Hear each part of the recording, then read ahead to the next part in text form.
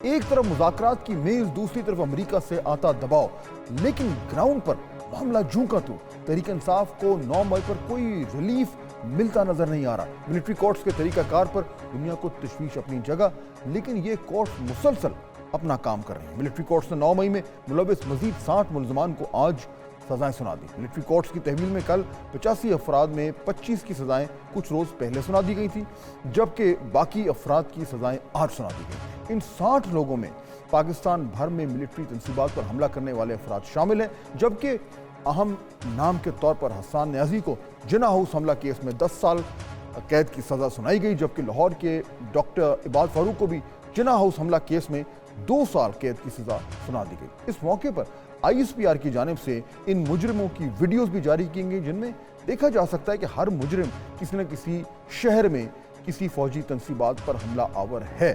یعنی بظاہر تو یہ لگتا ہے کہ سزا جو ہے وہ ویڈیو ایویڈنس کے ساتھ جو ہے کی بنیاد پہ دی گئی ہے اور اسے اب قوم کے سامنے بھی رکھ دیا گیا ہے۔ اس سے ظاہر بات ہے، یہ اندازہ ہو رہا ہے کہ بڑی ڈیو ڈیلیجنس ہوئی ہے، لیکن آبویسلی اب ان تمام جو لوگ ہیں جن کو سزا ملی ہے، ان کے پاس یہ آپشن ہوگا کہ وہ جو ہائر کورٹس ہیں ان میں اپیل کر سکتے ہیں۔ اس سے پہلے 13 دسمبر کو سپریم کورٹ نے ملٹری کورٹس کو حتمی فیصلہ سنانے کی اجازت دی، لیکن ساتھ یہ بھی کہا تھا کہ ملٹری کورٹس کے فیصلے ان کی آخری فیصلوں کے ساتھ مشروط ہوں گے۔ گزشتہ ہفتے ملٹری کورٹس کی طرف سے 25 ملزمان کو سزائیں دینے کا پہلا فیصلہ سامنے آیا، جس پر نیشنلی اور انٹرنیشنلی دونوں طرف سے تنقید کی گئی تھی۔ امریکہ، یورپین یونین اور UK تینوں نے الگ الگ بیانات میں اور پیغامات میں اس پر تحفظ کا اظہار جو ہے وہ کیا تھا۔ امریکی محکمہ خارجہ کے ترجمان نے ایکس پر لکھا تھا کہ امریکہ کو ملٹری کورٹس میں سویلین کی سزاؤں پر تحفظات ہیں، جبکہ پاکستان سے فری اینڈ فیئر ٹرائل کا مطالبہ بھی کیا جاتا ہے۔ کچھ اسی طرح کے تحفظات کا اظہار یورپی یونین نے بھی کیا تھا اور پاکستان کے GSP پلس سٹیٹس کے حوالے سے بات کی جانے لگی۔ یورپی یونین نے صرف کنسرنز شو کیے تھے، اس سے آگے ابھی کچھ نہیں کہا۔ ترجمان دفتر خارجہ نے اس کا جواب دیا اور کہا کہ یہ سارے فیصلے پارلیمنٹ کے قانون اور سپریم کورٹ کے فیصلے کے مطابق دیے گئے ہیں، جبکہ وزیر اطلاعات نے کہا کہ ملٹری کورٹ سے سزائیں کسی قانون کی خلاف ورزی نہیں ہیں۔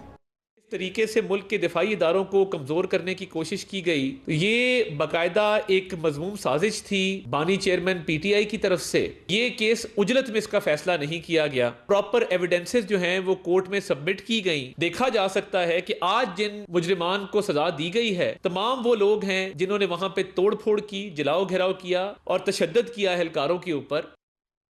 ناظرین، سزاؤں کا ایک پہلو اور بھی ہے۔ دنیا کی تشویش کے بعد دوسرے مرحلے میں سزاؤں کا سنائے جانا اس بات کی طرف اشارہ کرتا ہے کہ 9 مئی اور PTI کے حوالے سے ریاست کے موقف میں کوئی بڑی تبدیلی یا نرمی نظر نہیں آ رہی۔ باہر سے انگلیاں اٹھنے کے بعد فوجی عدالتوں کا دوبارہ فیصلہ حکومت اور خصوصاً اسٹیبلشمنٹ کی پالیسی بہت حد تک واضح کر رہا ہے۔ ان معاملات میں جہاں ایک طرف بانی PTI سیاسی قیدیوں کی رہائی کا مطالبہ کر رہے ہیں، وہیں یہ سزائیں ضرور مذاکراتی عمل کو متاثر بھی کر سکتی ہیں۔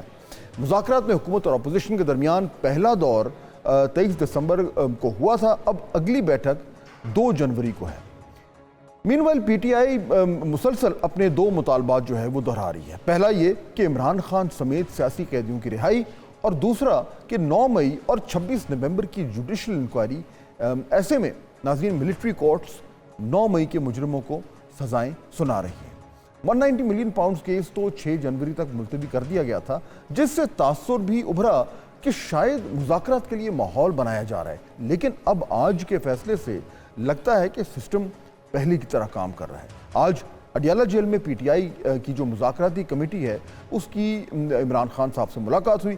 کمیٹی نے حکومت سے ہونے والی بات چیت پر بانی PTI کو جو ہے وہ اعتماد میں لیا اور انہوں نے مذاکراتی ٹیم کو آگے کا جو لاہے عمل ہے وہ بھی دیا۔ اڈیالہ جیل کے باہر گفتگو میں حامد رضا صاحب نے مطالبات دہرانے کے ساتھ مذاکرات کا ٹائم فریم بھی واضح کر دیا۔ جو مطالبات ہیں وہ ہمارے 2 ہی ہیں۔ وہ جو پہلے ہم نے کہا تھا کہ 9 مئی اور 26 نومبر، تو اس کا بہترین حل یہ ہے کہ ایک ایسا جوڈیشل کمیشن بنے جو سپریم کورٹ کے سینئر موسٹ ججز پر مشتمل ہو، اور اس کے ساتھ ساتھ جو دوسرا مطالبہ تھا میرا، وہ تمام جو سیاسی اسیران ہیں ان کی رہائی کا تھا۔ ہم 31 جنوری تک اس مذاکرات کو منطقی انجام تک پہنچانا چاہتے ہیں۔ حامد رضا اور پی ٹی آئی کے رہنماؤں کی باڈی لینگویج جو ہے وہ کافی حد تک پر اعتماد دکھائی دے رہی تھی. وجہ شاید گرینلڈ صاحب ہیں، این ممکن ہے کچھ اور بھی ہو، لیکن پی ٹی آئی بڑے دھڑلے سے اپنے مطالبات بار بار دہرا رہی ہے. آج اڈیالہ جیل میں توشہ خانہ 2 کیس کی بھی سماعت ہوئی، مگر بغیر کارروائی کے 30 دسمبر تک ملتوی کر دی گئی. بانی پی ٹی آئی سے ملاقات کے بعد علیمہ خان نے جیل کے باہر گفتگو میں کہا کہ عمران خان نے آج اپنے 2 مطالبات پھر سے دہرائے. عمران خان نے پچھلے 10 دن سے کہہ رہے ہیں، ایک مطالبہ ہے کہ آپ 3 سپریم کورٹ کے سینئر موسٹ ججز کی ایک کمیشن بنائیں گے، وہ تحقیقات کریں گے 9 مئی کی اور 26 نومبر کی. دوسرا مطالبہ یہ ہے کہ جو ناجائز قید میں لوگ ہیں ان کو رہا کیا جائے. یہ دونوں مطالبہ جب پورے ہوں گے، جب اس پہ سنجیدگی دکھائی جائے گی، پھر وہ ریمیٹنسز کی کیمپین کو بند کریں گے.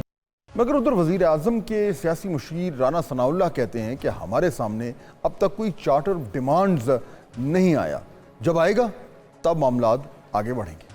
ناظرین، کچھ ہی دن میں 2025 کا سال شروع ہونے کو ہے. مذاکرات، سزائیں اور بیرونی پریشر پاکستانی سیاست نئے سال میں مزید دلچسپ اور اہمیت اختیار کرتے دکھائی دیتی ہے. امریکہ میں انتقال اقتدار ہونے جا رہا ہے، صدر ٹرمپ کرسی سنبھال لیں گے اور ایک نئی امریکی حکومت ہمارے سامنے ہوگی.